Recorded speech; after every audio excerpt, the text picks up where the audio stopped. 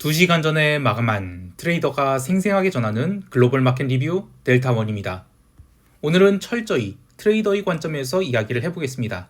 예를 들면 오늘 우리 증시 하락에 대해서 이스라엘이 이란 핵시설 공습 뉴스 때문이라고 하지만 그거 관계없이 오늘은 그냥 하락이 나올 수밖에 없었다라고 보는 이유, 그리고 미국과 유럽이 옵션 만기려도 오늘 시장을 왜 이렇게 아래로 눌러대는지, 특히 나스닥 시총 1등부터 13등까지 모두 대하락이 나왔는데 어떻게 나스닥 선물이 고작 2%밖에 하락하지 않았는지, 또 심지어 SPX 인덱스의 동일 가중 지수인 SPW 인덱스는 오늘 0.3% 이상 상승했거든요. 그런 이유에 대해서도 이야기를 해볼게요. 텔레그램 채널에서 오가는 내용과 비교할 수 없는 인사이트가 담겨있다라고 자화자찬하는 것이 좀 민망하기도 하지만 그만큼 심혈을 기울여서 작성한 내용이니 내용이 마음에 드셨다면 유튜브 채널 구독과 좋아요 부탁드리겠습니다. 지난번 채널 구독자 모으는데 7,000명, 이게 3년 걸렸어요. 억울하게 채널 닫히고 나서 참 속이 상했는데요. 본 영상의 스크립트를 한국 시간 개장 전에 보기를 원하시는 분들은 이렇게 네이버에서 델타원 글로벌 검색하시면 이 네이버 프리미엄 콘텐츠가 있어요. 여기 가입해 주시면 감사하겠습니다. 자, 그럼 바로 아시아 세션 리뷰 들어갈게요.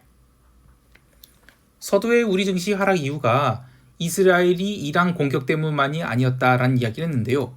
목요일 우리 증시를 종가 고가로 당겨뒀다는 것 자체가 문제였죠.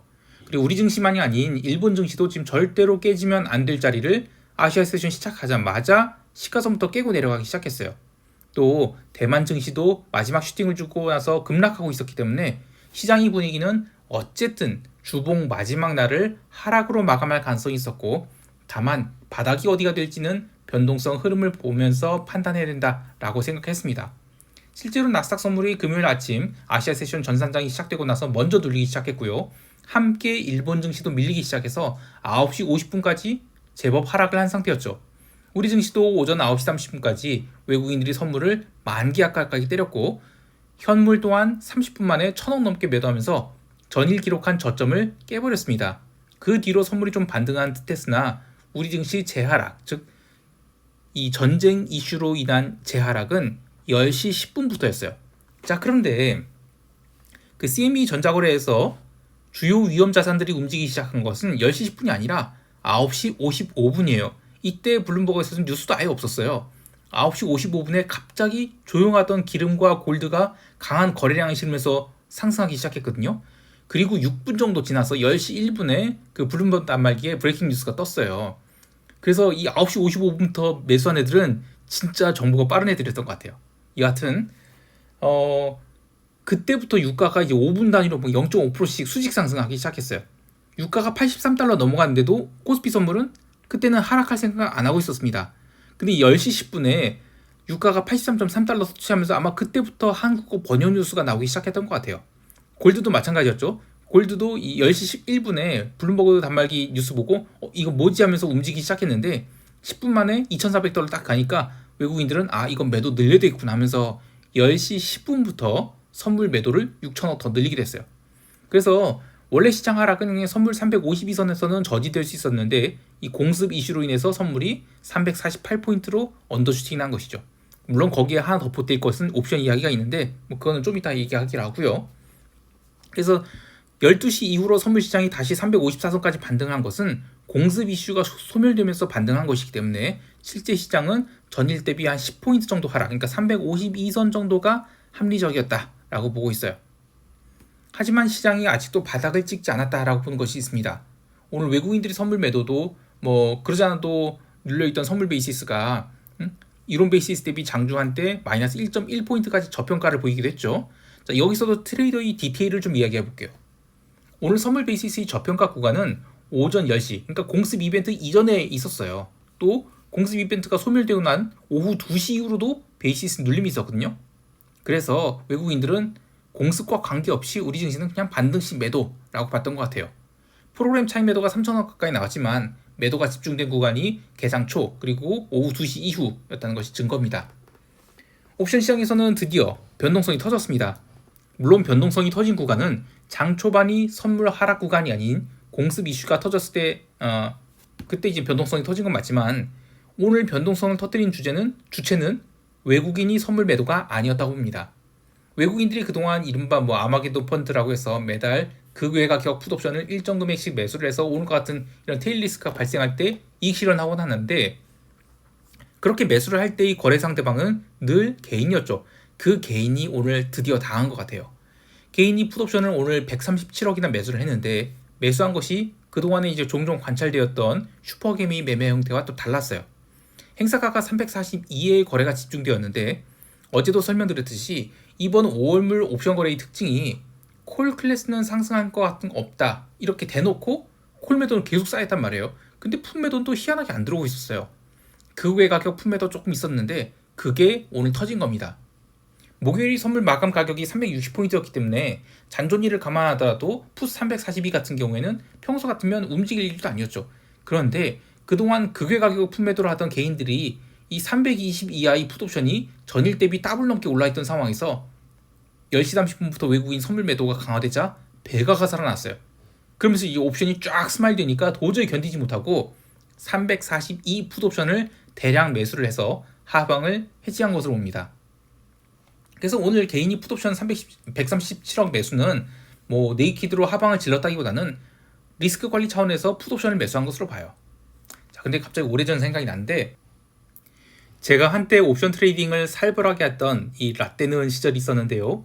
옵션을 행사가별 미결제한도 채워갖고 매도를 하다가 변동성 상승 맞이하게 되면 뭐 해지를 한답시고 레이쇼 스프레드 전환, 사실 변동성 터지면 다 소용없어요. 오히려 괜히 레이쇼 전환에다가 나중에 더 머리 아파집니다. 그리고 한번 변동성이 터지는 월물은 변동성이 쉽게 죽지도 않아요. 그래서 가장 좋은 해지는 그냥 눈물을 머금고 포지션을 문댄 뒤 그 월물은 오히려 옵션 매도 대신 옵션 매수로 대응한 것이 좋은데요. 옵션 매도에 길들여져 있던 사람들은 또 옵션 매수를 하기가 어렵죠. 여하튼 5월물은 희한하게 콜 쪽만 단단히 닫혀있고 풋 쪽은 여전히 열려있어서 시장의 하락이 안 끝났다라고 보고 있습니다. 그리고 오늘은 오후에 그나마 이제 지수가 반등해서 변동성이 가라앉았는데, 만약에 변동성이 종가 고가로 끝나잖아요. 그건 해지가 답이 안 나옵니다. 특히 이제 기관 트레이더가 아니라 일반 리테일 개인들이 트레이딩하면 추가 점검 뜨잖아요. 답 없어요. 자, 여하튼 오늘은 개인이 극외 가격 옵션 매도분을 어느 정도 해칭한 것 같아요. 그런데 시장이 2004포인트를 한두 번 저는 위협할 수 있다라고 보거든요. 또 우리 시장이나 해외 시장이나 아직 투매 같은 건 없었다고 봐요. 그래서 이번 5월물은 웬만하면 옵션 매도는 안 했으면 좋겠습니다. 자, 이제 유럽 세션 넘어갈게요. 유럽 증시는 옵션 만기일답게 기가 막히게 제자리에서 끝났습니다. 아시아 세션 전산장에서 글로벌 지수 선물이 망가졌지만 유럽 본장 개장하기 전에 낙폭을 거의 다 만회한 데다 변동성을 단단히 붙들어 놓고 있어서 지수는 조심스럽게 반등을 해서 전일 대비 마이너스 0.2%대에서 결제를 받았죠. 심지어 유럽 지수 선물은 유럽 세션 마치고 미국 증시가 나스닥 중심으로 추가 하락을 마이너스 1% 넘게 한데도 전혀 움직이지 않았어요. 요즘 시황에서 제가 유럽과 미국이 하락하는 것은 똑같지만 내용은 전혀 다르다라고 이야기하고 있는데, 시장을 당겼던 업종이 완전히 달랐기 때문이죠. 하지만 변동성이 안 올랐을 뿐 내리지도 않았어요. 걱정되는 것은 진정한 변동성 폭발이 미국도 유럽도 아직 나타나지 않았다라고 보기 때문입니다. 어떻게든 옵션 만기까지는 시장을 틀어막은 것 같은데요. 그래도 오늘 나머지 매크로 지표들은 잘 버틴 것 같아서 다음 주가 관건이 되어 있습니다. 채권 시장에서는 아시아 세션에서 이란 공습 이슈로 일시적인 채권 급등이 있었지만, 이슈가 소멸되고 나서 장중 유입되었던 채권 매수 물량이 정리돼서 윗꼬리를 크게 달았죠. 최근 유로존 국채가 미국 국채 대비 상대적으로 강했던 부분이 있어서 어제 이어서 오늘도 유로존 국채는 미국 대비 상대적인 약세를 보였습니다. 어제 영상에서 말씀드렸듯이 미국 국채 2년물이 이제 5% 찍으려고 하고 있어요. 근데 나스닥이 YTD 수익률은 이미 다 까먹어버렸죠. 또 S&P는 간신히 YTD 플러스 3%예요. 1분기 포모가 정말 대단했는데, 따라서 주식시장이 여기서 더 망가진다. 그러면 미국 2년 국채 5% 이게 새롭게 보이죠. 자, 연준 위원들이 뭐 증시고 채권 시장이고 뭐 망가뜨리려고 하는 사람들 절대 아니에요. 근데 엊그제 존 윌리엄스 총재가 이러다간 다 죽어에 버금가는 금리 인상할 수도, 이런 이야기를 했다고 하지만 투자자들은 시장이 올라갈 때는 그냥 하늘 높이 올라갈 것처럼 생각을 해요. 뭐 AI 오예 하면서. 그런데 떨어질 때는 윌리엄스 탓을 하죠. 채권 시장이나 통화 시장은 증시 초강세가 도대체가 이해가 되지 않았는데 증시가 오버액션 하다가 이제 제자리를 좀 찾은 것뿐입니다. 그래서 앞으로 주가가 더 빠진다 그러면 채권은 오히려 안 빠지고 오를 가능성이 높아요. 통화 시장에서는 엔화가 아시아 세션에서 공습 이슈로 급등을 했다가 도루묵이 됐는데 조금 아쉽습니다. 오지 달러는 마이너스 0.9%까지 눌리는 등 분위기가 안 좋았다가 마찬가지로 공습 이슈가 소멸되면서 아랫골이 다 달고 올라왔어요. 하지만 파운드와는 조금 달랐죠. 영란은행의 그 데이브 람스텐 부총재가 영국은 작년에 워낙 물가가 셌기 때문에 이제 금리 인하를 해도 될 정도로 물가 상승 압력이 줄어들었다. 특히 미국이나 심지어 ECB가 금리 인하를 안 한다 해도 영란은행은 금리 인하를 할 것이다. 이런 희망을 줬어요. 그래서 영국 증시가 오늘 다른 시장 다 망가지고 있는데 홀로 0.84%나 상승했습니다. 파운드화는 반면에 마이너스 0.52% 하락을 해서 연중 저가를 갱신했죠. 나머지 통화는 조용한 편이었는데요. 그래도 어제 있었던 사고 소식 하나 전하면 멕시코 페소화가 어제 전산장에서 마이너스 6% 넘는 하락을 했어요. 이게 롱틱이 아니라 실제 거래가 있었던 것이라서 무시할 일이 아니에요. 물론 멕시코 애들 잠자고 있을 때라서 그렇지만 여하튼 미국 증시가 계속 조정을 받고 또 이머징 증시도 조정을 받는다. 그러면 이머징 통화가 살아날 수가 없겠죠. 그래서 원화의 구조적 약세 장기화될 수 있다. 이런 생각을 하고 있습니다. 상품 시장에서는 구리가 계속 강세를 보이면서 톤당 9,500달러를 향해 갔습니다. 4월 월봉 마감까지 아직 한참 남아있는데 오늘 특별한 이슈가 있었던 건 아니에요. 그냥 모멘텀을 상승한 것 같아요. 반면 기름은 아시아 세션에서 공습 이슈로 무려 4.6% 상승했는데 이후 이슈가 소멸되고 나서 완전히 도루묵됐죠. 자, 근데 이게 참 놀랄 일이 뭐냐면 목요일이 옵션 만기였어요. 그래서 금요일은 시장이 그렇게까지 움직일 일이 아니었죠. 그런데 원자재가 전체적으로는 다 강세를 보인 것에 비해서 원유 선물 변동성은 지금 과도하게 눌려있다는 것입니다. 수요일에 그 옵션 만기에 유가가 3% 하락을 했죠. 근데 그때 풋옵션이 1000%에서 1800% 터졌죠. 근데 이런 것 자체가 이 옵션 시장에서 이제는 롱감마를 잡는 거니까 옵션을 매도하는 게 아니라 매수를 하는 것이 좀 매력적이지 않겠나 이런 얘기가 나오고 있어요. 이 지금 5월물 들어서 증시도 그렇고 통화도 그렇고 채권도 상품도 다 이 변동성이 좀 커지고 있거든요. 뭔가가 한번 터질 것 같습니다. 자, 이제 미국 세션 넘어갈게요. 미국 지수 선물은 목요일 장마감을 어떻게든 속도 조절한답시고 S&P 현물 지수를 5,000포인트를 지켜서 마감했는데, 자, 여기서 말하는 건지 S&P 현물이에요. 근데 금요일 전산장 시작되고 나서 먼저 매도가 나오기 시작했어요. 아마 이거 지키는 것에 대한 압박을 있었는데 그 현물을 선물로 전산장 이후에 매도를 한 것 같아요. 이때 일본 증시도 망가졌죠. 그래서 오늘의 관전 포인트는 과연 옵션 만기일답게 아시아 세션에서 무슨 난리가 쳐도 본장에서는 별일 없을까 이러는데, 기적과도 같이 이러한 공습 이슈가 소멸되면서 미국 지수 선물은 아시아 세션에서의 그 눌림을 모두 만회해서 본장 개장 무렵에는 약보합선까지 올라왔어요. 자, 그런데 기술적으로 보면 오늘 나스닥은 시가선 매도를 또 해야 되는 날이었습니다. 몇 가지 이유를 이야기해보면 이미 이번 주에 주요 기술주들, 그러니까 ARM 홀딩스, 브로드컴, 심지어 마이크로소프트조차 61선을 깨는 하락이 시작됐어요. 그래서 이번 주에 CTA들이 롱 포지션을 청산하는 일이 있었죠.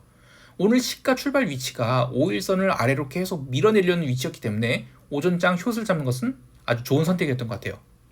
그런데 이상한 점은 지수 전체가 망가진 게 아니에요. 특히 다우지수는 초반부터 강세 출발을 한 뒤 나스닥이 밀리든 말든 상승폭을 키워갔는데요. 심지어 오후장에 나스닥이 마이너스 1.8% 터치하고 변동성도 살아났는데 다우지수는 0.9%까지 상승하기도 했어요.